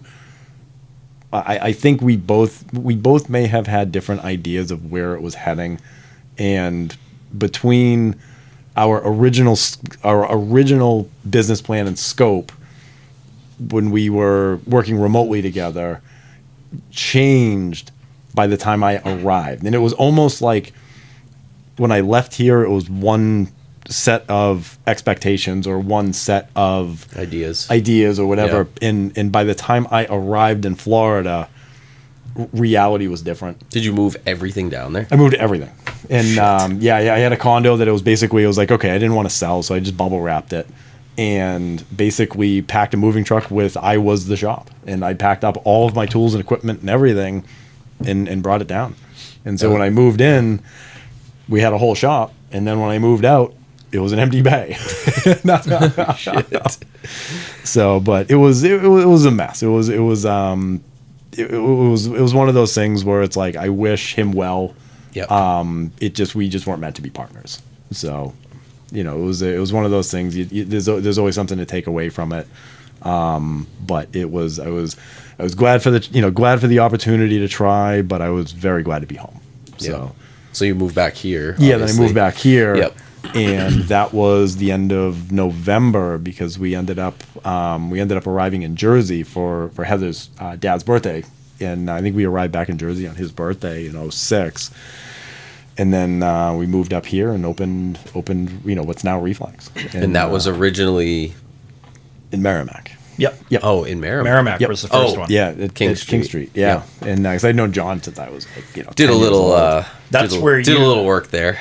Now, Yeah. if I'm right, that's where I heard that Belanger. Matt. Yes. Yep. You had gotten my sunroof cassette. No. That was No, at his it wasn't mom's. there, That was. but- I think Yeah, it that was up the But it was road. at his mom's. But I thought, I forget the exact story, but you had gotten parts off that car too, right? Which one was that? It was a matchstick red Mark IV. Yeah, I heard. stripped out on the back of somebody's house. Yeah. Up in Merrimack, You got- up the road from. Did you King get parts Street. from it too? I don't remember. I did, I don't remember. and I didn't know it was Al's sunroof. He didn't even know But I me was like, at look that at point. this shitty car Yeah. all stripped out. And it was his car that he dropped off with Matt for coilover and stuff. He was no, I, and he I was spun going a to swap bearing. the long I block. spun a bearing. Yeah. He took Not good. the. I'll probably go into depth at some point on this whole story. We'll have to have Matt Yeah. on. Oh, He's a Jesus. changed man now. He's a changed man. He is. Yeah. It's one of those things. Everybody struggles, Yeah. and if you're listening to this, it's okay too. Yeah. Yeah. You know, It is. it's a, but realize it and get some help. Yep. You know, because it's not a path that you have to go down. Right. You know, where it's like get some help and you can and it's like I always use this with the kids where it's like it's okay to change your mind in any aspect of your life and it's, you know, and I always use it, it's okay to shift gears, which is appropriate for the name of the, you know, podcast. Yep. But it's, I always tell the kids, it's like, Don't buy an electric car. Because you can't do it there. No. It's just AI generated at that point. But I think at one point I had heard that some of the parts made their way to you. Then I was like, one day I was on my way to the shop in Merrimack, but I didn't know exactly what it was. I was like, whatever, searching for it. Yep. And I wanted to verify. Yep. So I was going to go talk to you, and then I think I just drove to the house. Yep. And I went and I looked and I was like, oh, cluster's gone, coil It was gone. bad, dude. It was Like, a bad scene. Oh man. Like the shift knob. It was like a shell. Yeah. So, but I had luckily I'd already taken the car audio out because there was the sunroof was leaking. So I went there and I took it all out. And then the hood, luckily the hood was still there, the Bozer hood. So when I worked out the deal with his mom, I was like, only thing I want is the hood. Yep. And I was like, he can do whatever he wants. He had already stripped the car. It was useless. Yeah, I was like, what are you gonna do? You know, he was supposed to replace the motor for me because he owed me like $500. And he's like, oh, I have a motor, blah, blah, blah. He dragged it out for like 8 months. But when it was all said and done, I ended up taking the hood and fucking signed the title over and said, see you later. But yeah, it was good because I ended up with the 337, which I absolutely loved. Yep. You know, but yeah, that sucked because I was like the first car that I really got back into after like my kid was like 6 years old and I started working at Tully and I was like, I started going to car meets and stuff and meeting people. So it was like the first car I really dove back into, coil over his wheels, the hood. Doug didn't tell you, but he actually helped Matt strip that car. Yeah. He's like, I was there. Oh, that was yours. No, but He actually grabbed the coilovers out of it. Actually, the Mark IVs, you couldn't plug it in anymore. You couldn't, you know. It's like, It was a test car. You had to bring it on a mobilized ECU. But yeah, that was tough. It sucked that I had to like go to the police to get something sucks. sorted because he was just ignoring. You know what I mean? Like I talked to him, he'd be like, "Oh yeah, I'll have it done in like a month." I'm like, "All right, cool." And then once I realized what was going on, I let him bury himself. Yeah. I was saving text messages. He's an idiot and was selling stuff on his Vortex name. Yep. So I was like, "Oh, screenshot." Yeah, screenshot. You know what I mean? And I was like, "Yeah, you're an idiot." Yep. It was funny. I actually knew him pretty well. I mean, I worked with him for like 3 years. Yeah. I was in high school, Yeah. and I used to hang out with him because it was him and like a bunch of his friends who were actually really good people. And he seemed like a good dude. He and was. obviously, he just went through Yep. a pretty rough patch, which There was a whole you know. group of those like Merrimack National. Yeah, kids so that went through it. Greg says he still hangs out with like some of those guys, like like John Gilio. Do you remember John Gilio? Benton. That's Yes. right. Yep. I bought the Phaeton off of him. Oh, no kidding. He actually bought my Mark III coupe. Did he? Yeah, he bought No my first shit. one. No Yeah, and then shit. he had a black VR that I can't remember that if I know I did a bunch of stuff to it, like a diff and all, actually that's another funny one too. We can sidetrack with Ben for a second too, but we did a bunch of stuff and he VR turboed swapped. I think he had a VR Jetta that he turboed and everything else, and then I was moving on from my coupe, so he bought it from me and took everything out of his car and put it in that. So it was That's a VR awesome. turbo and all that. And it was a nice job, but I did the diff in his original car when he still had his, it was just a regular 4-door. And I want to say it was him. Where do you guys remember MJM? I think it was MJM. They were a parts group out of Texas, if I remember right. Yes. Was it like MJM Auto Yes. House? MJM or Auto something? House. Yes. Yep. Yeah. Yeah. And it was. Yeah, I was going to say I bought actually a bunch of parts from them when I had my first Yep. Mark Yep. V. Yep. And so I forget the exact story, but they ended up, it was like we could all compete online in sales. It was a big group of us. I used to do some online sales. Like when Reflex first started, it was we do online sales, the Parts and website stuff, parts yeah. and all that. But MJM was able to corner the market.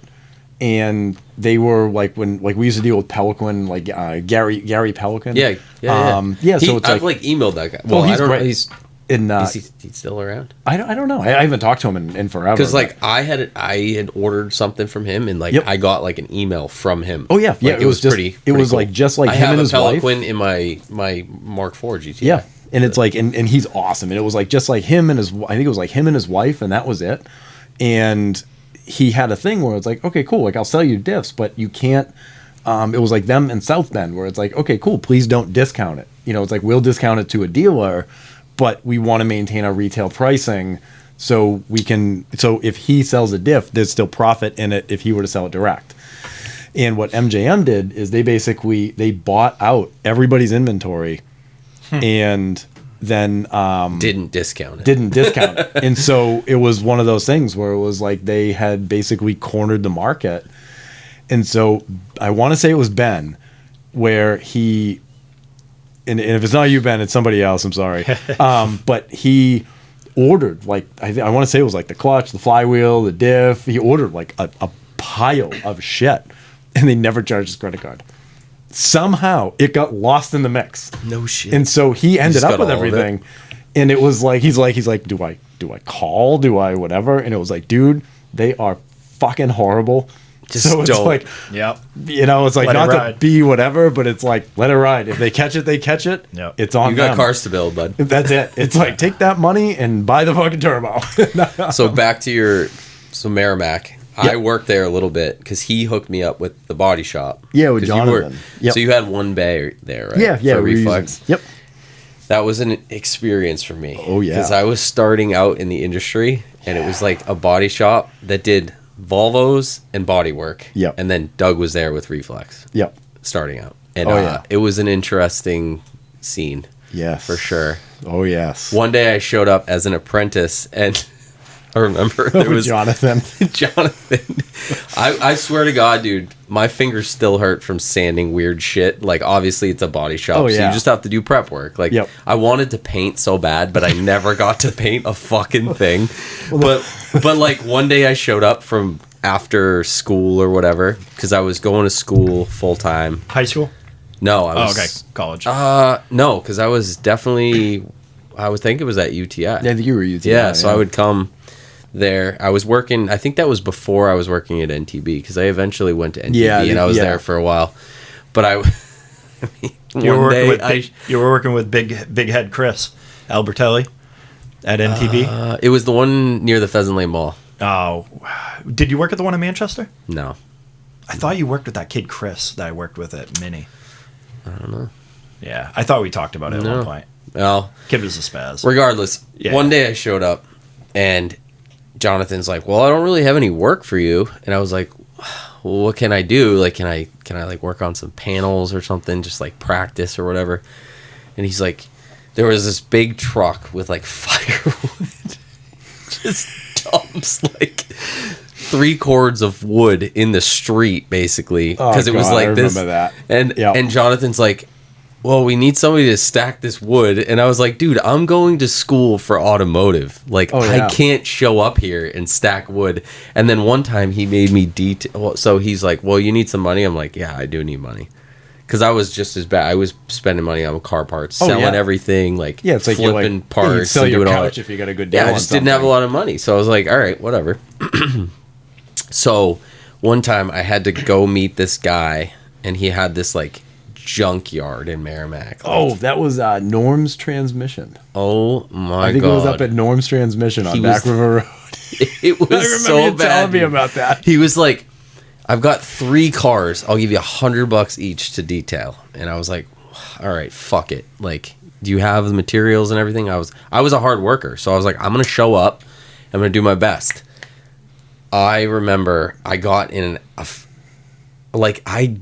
altercation with the guy at the end of it because he was like, "Oh, that's not that good." Like, whatever. I did a really good job, but it was like an Oldsmobile, a Buick. They were shit boxes. Yeah. And I was so mad. I was like, Yeah, and it's dude, like I just worked for like all day on these cars, and they were so bad to begin with.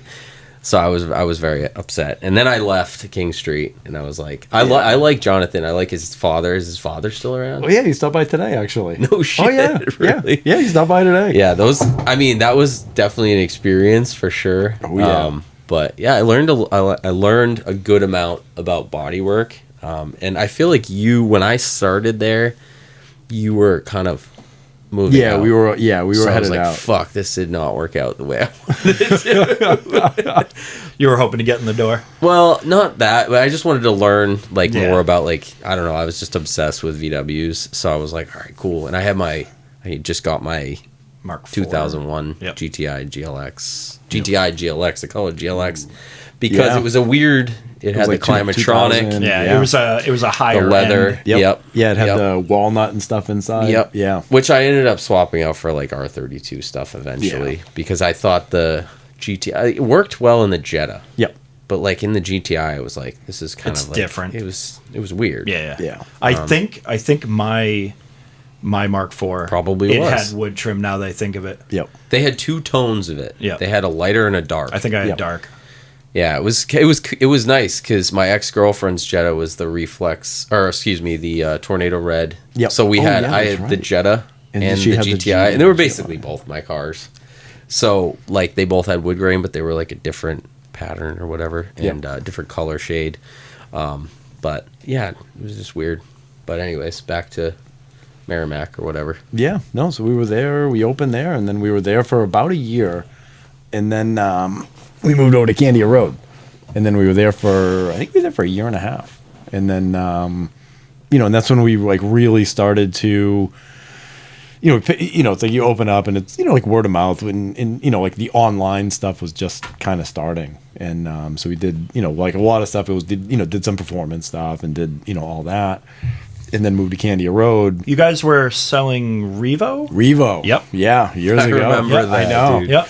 So they had every kid who was on a test drive of anything that would come by for the You the could do a trial. test. Yeah. I forgot about that. Yeah. Oh, you tune it and then Yeah. you run Yeah. it. It was like an hour or a 4 hour, Okay, yeah. something like that. And it was neat, but you could only do it once.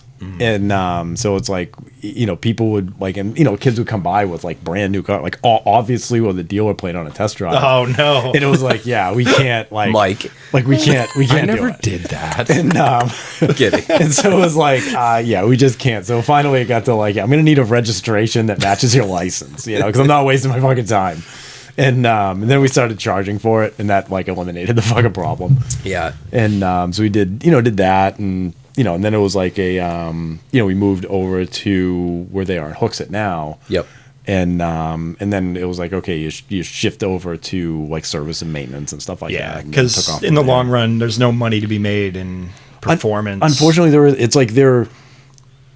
is and there isn't to an And extent. Yeah, and it's you're never going to get rich from 18-year-old kids. It's the market is guys our age at this point, Yes. where it's you just want something cool. But it's Yeah. it's a lot of stuff now where it's there was a good thread on one of the M3 groups I'm in, the E30 stuff. And someone was like, "Hey, what's the somebody had gotten a quote or an estimate of 150,000 to restore an E30 M3." And they they're like, does this sound okay? No. And it's no, that sounds low. It's a, and so I was like, what? and it is, it's one of those where it's 140,000 to do a nut and bolt do it correct, proper restoration. yeah. So a lot of people in that in the comment section were like, yeah, I have, I'm right now I'm sitting at 175 or 200,000, and it's there For a perfect car. For a perfect car, right? Yeah. A car You're done- doing a factory fresh. Yeah, it's Yes. up on a rotisserie, You're pulling the everything engine plated and correctly, yep. and all the- Re-anodized, everything. yeah, everything done well. And there's a guy, there's a guy in Texas who really sets the standard for a lot of that stuff. And I can't think of his last name, but his name's Jordan, and he did a 318 kind of project, kind of did his own thing. it's phenomenal. And so there's a couple of guys in Texas that are like really, and this guy's one of them. And because it was like I followed along his whole build and everything else, and it's phenomenal. Yeah. And I don't know if his stuff is still up online. He went pretty private. I think he may have had some issues. But to do a job like that is, $250,000, between, buying the car. It's like the car is inexpensive at that point. It's just the time, materials, and labor to do it. So there's definitely a market for a lot of these people that have the money to do it and just want it done. That's the Porsche thing right now. It's the air-cooled Porsche thing, it's too. Like if you, even those guys right now, though, from what I've been reading, they're having issues because of like the parts pricing. Yes. So like there are guys who are just gonna say, okay, $150,000, no big deal. Right. But there are guys who drive just like regular ass old school Porsches who are just like, it doesn't have to be perfect. This is insane money for like a car I paid $25,000 for back in the day. Right. It's so like those guys who are kind of like not quite at the restoration level, they're like in California running shops, they're like with tariffs and all that shit. Oh it's really crazy. Killing it. Yeah. It's just killing their business because if you're not restoring them for that much money, you're basically you're just a shop, and at that point your customers, it's kind of like the Volkswagen thing. You get a few people who are like, all right, I'm just going to pay over time to restore, do a build. Right. But there's not that many people who are like, I will spend 50, 60, 100 grand on a Volkswagen. Right. You know what I mean? So it's like, and it's tough even with the Porsche thing. It's like, the M3 and the E30 M3 and the 911, the air-cooled 911 crowd are very, the vehicles are very similar. Where it's like you could buy a really nice car to drive for $75,000. 60, 75, 80,000. You could buy a really nice vehicle and hop in and turn the key. But there's a big difference, and it's like, okay, if you're happy with that and just want to drive the shit out of it, it's like grab it and go. But it's the restoration stuff where it's few and far between, and there are very few people who can do it correctly. So it's like you have the people that don't mind spending $250,000 to do something correctly, but you have the problem where it's like the shop that can do that correctly is booked 3 years out. Yeah. So it's so it's like you can't. It's a weird market. So, but it's like to break into that market and make money off of it. Right. Yeah. It's not like you can just show up and be like, start advertising, and people are going to start lining up at the door because they don't even know you. They have no idea your quality of work. So it's an odd. Plus, you have to take everything that you have and push it aside. Yeah. That's what I have issues with sometimes when people are like, oh, I want you to build this car for me. Well, first of all, I have a 9 to 5. Right. Second of all, I have projects like that. Right. And it's like, and it's a different I can't take on more, you know, because I also have to live my own life. Right. But if I were to open my doors and do a shop, it would be very hard for me to create a business model off of restoring Volkswagens. Yeah. Like, yeah, it's like, that's if you're going building to do it, Volkswagens, you know what I mean? It's tricky because you think about like bay utilization. Yes. Oh yeah, it's a completely in and out, like, different business model. Yeah. It's a real auto one because you're not worried about dollars per hour on a lift per day. And it's also hiring the help to be able to do it. Right. Where it's like, all right, cool, because you get somebody, I can do body work, but they're the guys doing crash damage that it's like in and out. And it's like, it's a different type of specialization. So it's a very, and it's, you have areas where it's like you have like Los Angeles or different, like larger cities where you have a greater chances are you could put a team together in a larger populated area to do that type of work. But the problem is then it's like, okay, you're in a larger populated area, so where are you going to do it? Right. It's like there's no inexpensive, it's not like you can your overhead just shot up. Yeah, it's like you need a 10,000 square foot warehouse to be able to do this type of work. And you got to pay for it, or everybody's got to commute from out. It's an odd, and that's why it's like, all right, cool. It's like a lot of restoration stuff is $150, $200, $250 an hour, or more. And it's like, and it's do you really want to put that kind of money into a Volkswagen, or are you working on Ferraris? Right. So, it's a strange one.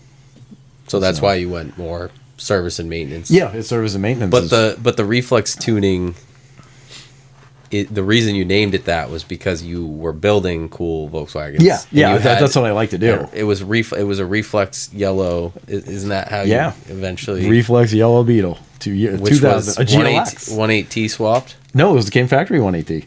Oh, it did. Okay. Yeah, it was a 1.8T 5-speed Beetle 2000 S. Beetle. Yeah. Not even an S. It was a GLX in 2000. For some reason I thought the... I had the GLX nose on it. Okay. And somebody took the nose off of the car on me one night. Was it Al? I know. I'm just gonna keep doing that. All right, go back to the Rolodex of 5 people. No, Might it have been Matt. it was some old couple in Bedford, and it was like, and the kicker was, I think it was at my house in the garage, and I needed to move it into storage for the winter, and it was like midwinter or whatever, and it was like, okay, I need my garage space, so I'm gonna like tuck it in the storage unit. So it was like the 5 miles I had driven it in months, and I was like a mile up the street from the from my storage unit, and somebody made a right turn from the left lane, and then tried to blame me. Oh, took it off like. Yeah, it was like, oh yeah, no, They yeah, clipped not like know. it's, I yeah, thought it was yeah, somebody yeah. They stole just like it. turned in front of me and like Oh, we wiped. know what you thought. Yeah, I know. It's like they like wiped the nose off the car, and then they're like, "Oh, I didn't see you." And it's like, dude, I am in the brightest ass, funkiest fucking shaped car on the damn road. What do That you was mean, like you that know? pale yellow though, right? It was like a mac and cheese yellow. Oh, it was Yeah. like that weird. Yeah, it was like a kind it of was a like weird almost like yellow. orangey type. Yeah, yeah. Because they And, did have like a pale yellow. Yeah, they was did, like the lemon super yellow. dull. Yeah. The Beetle in that time period had so many weird colors, additions, like different option packages. Like I remember.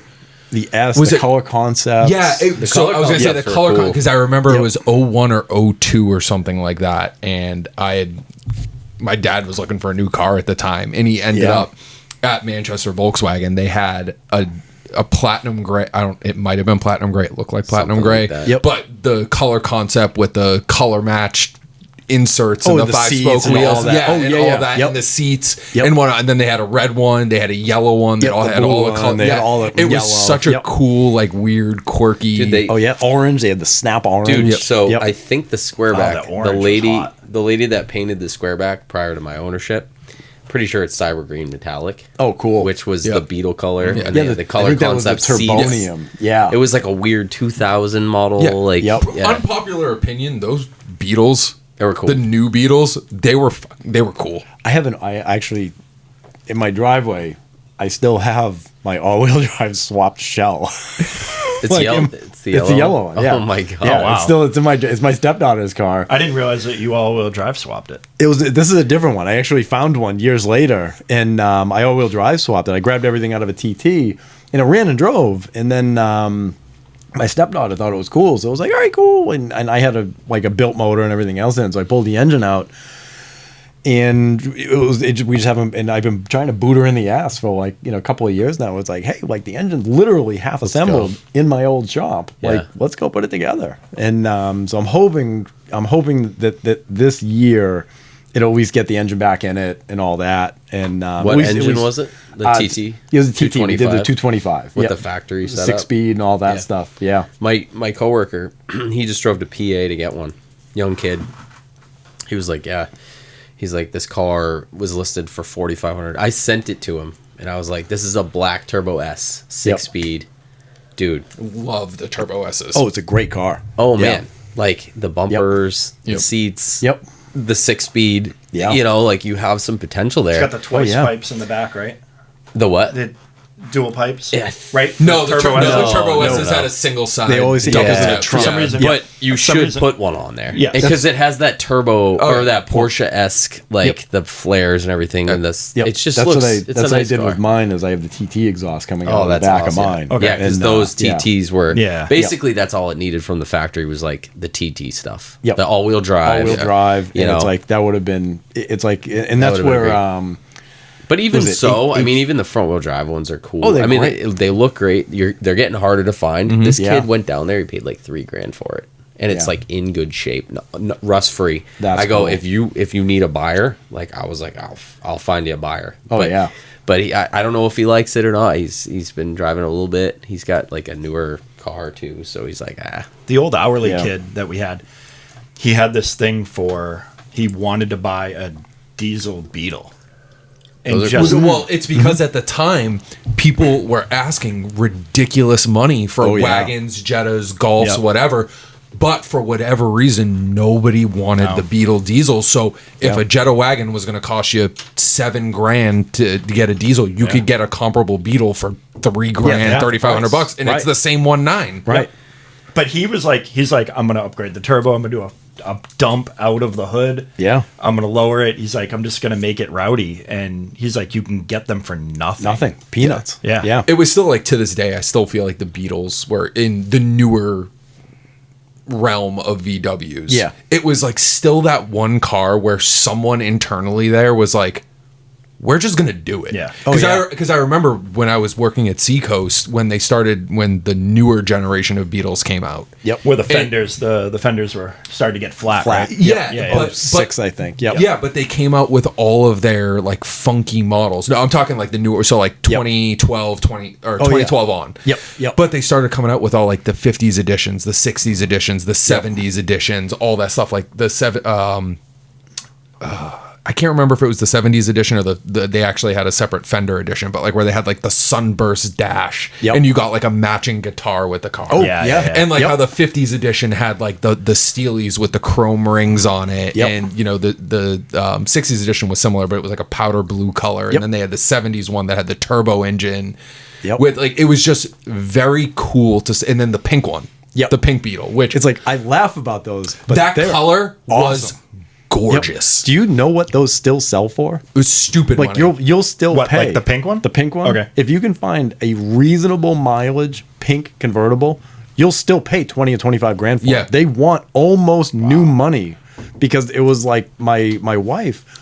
It was like we saw one in the showroom and it was like, we can't swing it now, but like, maybe we'll grab one used in a couple of years or whatever. 19K, No. 20K. It's massive. So I remember we got like when we saw like our inventory coming in, we were getting one of each. We were getting a coupe and a convertible, and everyone was like, "Just what are we gonna do? Like we're gonna die with these things. They're like no one's awesome. gonna buy them." And I was like, the pink "Absolutely." plaid. I was like, "Get that thing cleaned up, get it in the show." It was literally in the showroom for probably 2 hours, gone. Yep.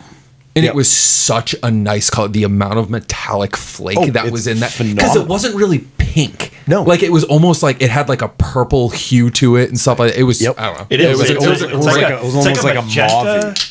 Kind of like a magenta. It was a great, like you almost, until you see it, because it doesn't even photograph well. No. You have to see it in person. Yep. I wish it had cool interior. What was the actual It does. paint? It's It pink has plaid. pink plaid. This one. Oh, Mike, no, what was the the one that I official found. paint color of it? Fuchsia. I don't remember. Oh, God. Because there's two different pinks, right? No. Oh, there's just the one. No, just it was the just pink that one. edition where it's almost like Oh, this. okay. It's almost like this. Yeah. on the bottom. That's a perfect, Yep. I forget, it was like I bet fuchsia. you Ross Couples has had a few of them. Fresh. What The the- he fuchsia always picks metallic. those. Yeah, You know, fresh Ross fuchsia Couples. metallic. Couples car. Who's that? Ross Couples? You don't know him? That's No. a good representation. How is that possible? I don't know. Oh, really? Yeah. He doesn't know Ross Couples. Who's Ross? I've never heard of that name in my the life. dude up north in Meredith. Oh, Yeah. he had all the Harlequins. Yeah, dude. yeah, He yeah. buys like all I the never knew Yeah, he has his all last the name. funky editions. Yeah, He's got okay, a I know who for he is. sale right now. Yeah, yeah, Really? No shit. yeah. He. I think he might have one for sale right now. How much? Yeah, it's like a I don't know. dark It probably sold. fuchsia. I It's- saw it and it's probably gone. That's the problem. It's like Because as soon as it gets nice weather up there, Oh, yeah, everybody. You know but what I you mean? have the Lakes region, so Yeah. people. Yeah, it's a cool. He's We'll got just a take it. bunch of weird shit up there. I too. feel like the Oh, EOS yeah. is a weird one too, where it's a super complicated car, but if you have like a nice clean one, low mileage that Yep. works well, Oh yeah. people are like, I like the car.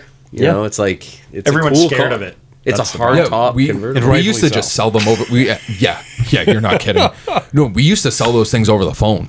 Oh, yeah. Like I remember EOS? as a salesperson, we would all bitch about picking up the phone. Yep. I would sell probably 3 EOSs a month by just picking up the phone, and it would just be some old guy be like, "Oh, you got I'll take you got that ugly blue one with the tan interior, like Dude, was it like this silk blue or whatever it was." Think about that. It's a convertible hard top With with a a sunroof. fully functional sunroof. Oh yeah. I mean, I definitely That's had the top. crazy. Yeah, Oh, I yeah. had the top down in mine a lot, but just having the sunroof open with the windows down, Yeah. was awesome. Yeah. We had one at the press car years ago, and it wasn't me. It was my partner at the time, it was because we would do like write articles for like road and track and stuff like that. Like you get it, you drive for a week. I want that job. So I know it was actually nice. We had a bunch of cool shit. We had the R32 Mark IV. Yeah, Mark IV. Like when it was so it was kind of neat. You were like, these cars suck. You should let us keep it. a bunch of neat shit. And but he was out. He was on vacation, and so instead of doing a rental car, like, can I grab a press car for the week? So he grabbed an EOS. And his daughter had left like some sort of like bullshit soccer ball or some shit like where the top folds down or whatever, and they fucked up the top. No. So like tweak the top. Like I don't even know if they were out yet, like for the fucking general public. And so he was saying he's like I had to drive to the dealer with the top like half open and like one of the wings hanging out and shit like that. Jesus. It was like as the dealer was like, well, we don't know how to fix it. Oh my god. They didn't even have them yet. I learned a lot from Ken. You remember Ken? Yeah, Ken he was Hughes? awesome. He was really good. Yeah. And man, I wish he was still around, but that was like I didn't want to learn a lot, but I was like, I'm gonna have to because like these tops, I know they're gonna come in with issues. But the problem with them now is that people come in and they don't want to spend money on them. Then you can't buy parts for them. No, that's the other I problem. tried. That's I the tried. other- Couldn't get yeah. anything. You can't for get it. anything. I had to buy a fully junkyard. They pulled it out, put it on a pallet, shipped it to me. He was lucky to get painted panels. Yeah. yeah, yeah. I specifically bought a white one. Yeah, but it was the same 7 or 8 years ago when I was still working at the dealership. the Customer same came thing. in with an EOS with a top problem. They didn't want to spend money. Every single time, it was just they were walking up front to trade it in. Yeah. Every single time. Like I was quoting, like even like you said, like 6-8 years ago, we would have people come in and it's like, oh, blah blah blah, and my top looked at it, stopped working, and it's like, and you quote people, it's like, okay, like I'm not even going to look at it unless you have like $5-6 grand to spend, because if it like you can't buy, even back then you couldn't buy enough parts to fix it because the cables would stretch and stuff, and so it's like. You explain to a customer, it's like, okay, I need to buy at least one other one to take, to make one good one. So it's like, so it's like, okay, we need to find one that's either the same color that we know works, or just buy another car. Yeah. And it's like, and people were like, well, I only paid like $5 grand for the car. Well, that's Yeah, why. Like, well, that combined with the BPY. That was tough. I mean, at least he got the TSI motor. Here's a hand grenade. Dude, I had one recently. This nice younger girl came in with one, and she had bought it from auction. Well, she bought it from a used car dealer. Yeah. Oh, was that the one that was there when I was there? And I was trying what happened with it? Needed spark plugs because it was No. This one was. I've had a few of them. Okay. This one was a weird issue, and it was like it would get a couple of faults, but like I couldn't duplicate. That was the one you drove for a while. I drove it for a while, Yeah. and then I thought I fixed it, and then it left. It literally died on me on Brown Ave. Oh man! I had to call Matt and Travis to come push me because I literally died right when you. I was like, this thing's great. It rips. It must be tuned. And I was like, there's something going on. I Crank never sensor? figured it. She couldn't spend any more money on it. We did a lot for her. Yep. But we were like, listen, we told her from the get-go, we thought that they were throwing parts at it when they auctioned it. Yep. There must have been an issue going on. Yep. And I checked everything. Yep. And it was just like, I wanted to figure it out and fix it. And I was starting to spend my own time to just try to. It's like I just want to know. I wanted to know. Yeah. But I was like, and they were doing, and Matt up front he was doing what he could to like, he was like, I'll just pay on something else. Like he'll figure it out. Just work on it. And I was like dedicated, but like we get busy and the car would sit outside for a while. And it was like, among other things with the engine, the top was having issues. So it was like, it was basically a hard top at that point. So he was like, eventually one day she was just like, I'm just going to come get it. It was like her grandparents were involved. And it was like, we told her, we're like, this is not a great one for you. No. But she liked the car and it fucking ripped. Yeah. Like it must have been tuned. I checked fucking everything on that car though. Like, I mean, I went through the entire service history. I checked every freaking measured value block. And I could never get it to stall. And then the one day I thought I fixed it. I put a new pressure sensor on the high pressure fuel pump. Yep. And then one on the fuel rail just to sanity check it.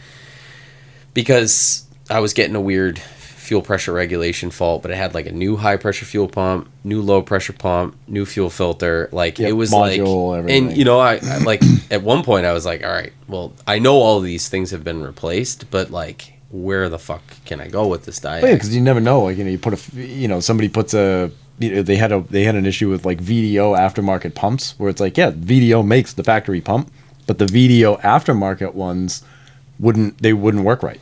Everything I could tested fine. Yep. Like fuel pressure volume was good. Like rail pressure was good. So I'm like, all right, I think I fixed it. It must have just been this discrepancy between the sensors or whatever. And I get it, I'm like ripping it. This thing's awesome. It would only die in sport mode, she said. Finally, I got that out of her. Yep. Oh, so you were chasing the problem. She had And then told I'm you like, all the information. okay, but I had tried it prior, and I had tried everything before. Yeah. But then she tells me it only dies when I go to put it in sport mode. And this thing had like a bunch of aftermarket parts in it too, so I was like, oh, this might be tuned. I couldn't really figure out if it was tuned or not. So I'm like driving it. I'm like, I think it's fixed, but I could never get it to die anyways. So I end up getting down to Brown Ave, and I was like, I'm gonna grab a Dunkin's coffee. This girl does not give a fuck if I use her car to just putt through a fucking drive through just to see, you know what I mean? So I grab a coffee. It was like a little bit cold outside. It was like January, and I'm like, all right, cool. Like, so I put it in sport mode, right, to get on to 293 from Brown Ave. Yep. And Best on as ramp. soon as I go to hammer it, the thing dies on me. And then it would not start. So, like, literally, I had to call Matt. And I was like, Matt, like, I'm dead in this girl's car on Brown Ave. And there's, like, people coming up behind me. I tried, you know how they used to... You were on the ramp? Like, almost there. Jeez. Like, I so you're blocking downshifted, and it just, the revs dropped, and I hit the throttle, and it wouldn't move. Yeah. And the worst thing about that situation is... my service manager almost had a heart attack pushing because he had to push me. he said he almost swallowed a Zin. Isn't that like the thing? Because he was pushing, whatever, and it was cold as hell outside. He inhaled. I guess. Yeah. But he was coughing because we all had to cram in the car on his. I think it was a cotton packet. I think it was Matt's Toyota. We all had to cram in there to get home, and I was like just sipping my iced coffee. I'm like, this is a hilarious experience right now because that's never happened to me. Like I've never taken a customer car out. I've never had one die on a road. Had to call and be like, but it was really bad because it was right on the on ramp, and people. There was, you know how they used to put the orange triangles in the trunk? Yeah, they should do that because people were coming up beeping. I'm like, dude, I have my hazards on. Like, what the fuck? But yeah, that sucked. That was not a good. So bad EOS experiences a couple of times. All right, let's cut this episode. Sure. And we'll restart. And, Part two. Yeah, you're gonna get this one next week. We will be ghost this week, people, and then we're gonna continue this, and we're just gonna run the outro and then start back over. And love y'all. So it'll be a week apart. So it is what it is. But bitches. Yeah, thanks for listening. Listen on Spotify, Apple, YouTube, Amazon Music, Pocket Cast. You can follow us on Three Pedals Podcast, Carhouse, Capone, Send It, Dan J. Pendleton. The J always throws me off. Driveworks. And yeah, if you got any complaints, just send them all to Dan. At Driveworks. And you won't At hear Driveworks. And you won't hear a goddamn thing back. If you have EOS issues, yeah, if you got EOS issues, call Doug at PB. He'll take care of it. So we'll see you next week. Thank you.